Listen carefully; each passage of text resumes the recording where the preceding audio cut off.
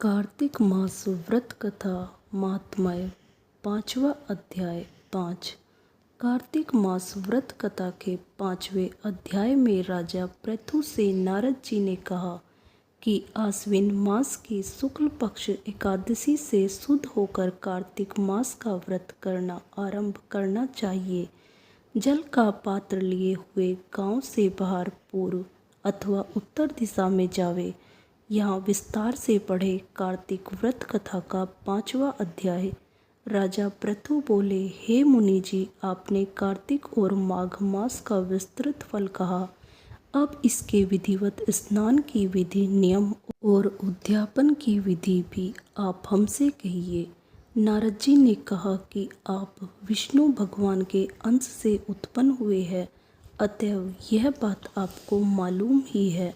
तथापि मैं यथोचित विधान आपसे कहता हूँ, उसे सावधान मन से सुनिए। आश्विन मास की शुक्ल पक्ष एकादशी से शुद्ध होकर कार्तिक मास का व्रत करना आरंभ करना चाहिए।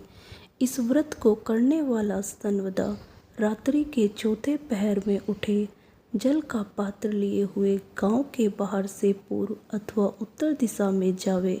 हमेशा दिन में अथवा सायंकाल को कान पर जनेऊ चढ़ाकर, पृथ्वी पर तृण को बिछाकर, सिर को कपड़े से ढककर, फिर मुंह को यत्नपूर्वक बंद कर थूक तथा श्वास को रोककर मूत्र का त्याग करे। रात्रि के समय में दक्षिण मुख बैठकर मल मूत्र का त्याग करे।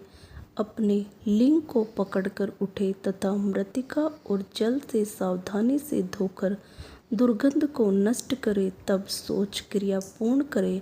एक बार लिंग में, 3 बार हाथ में, फिर शीश तथा हाथ में 2-2 बार, 5 बार गुदा में तथा 10 बार बाएं हाथ में, दोनों हाथों में 7 बार मिट्टी लगाकर अच्छी तरह जल से धोवे। यह शौच विधि गृहस्थों के लिए कही गई है।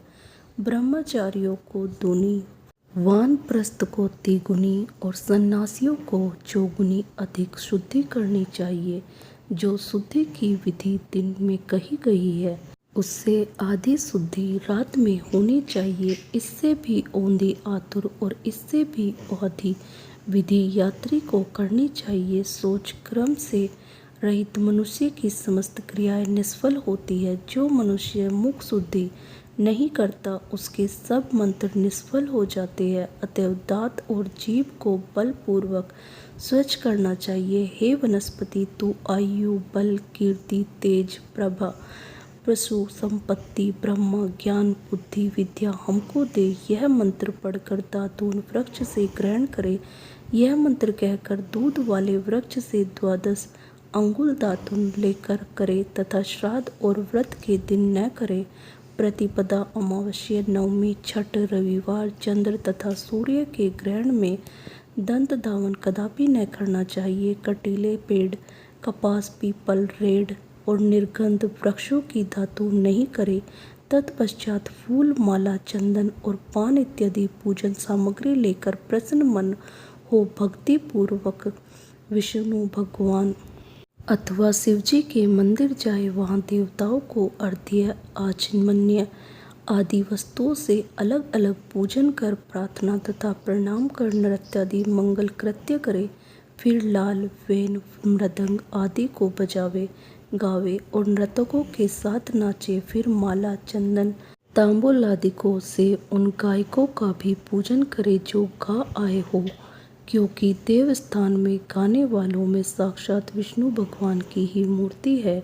ये लोग सत्ययुगादिकों में विष्णु भगवान को तपस्या, योग और दान द्वारा प्रसन्न करते थे। किन्नर कलयुग में अनुराग सहित भगवत गुण गान है। भगवान को प्रसन्न करने के लिए प्रधान मान गाया गया है। हे राजन, मैंने एक बार विष्णु भगवान से पूछा था कि आप अधिकतर कह रहते हैं।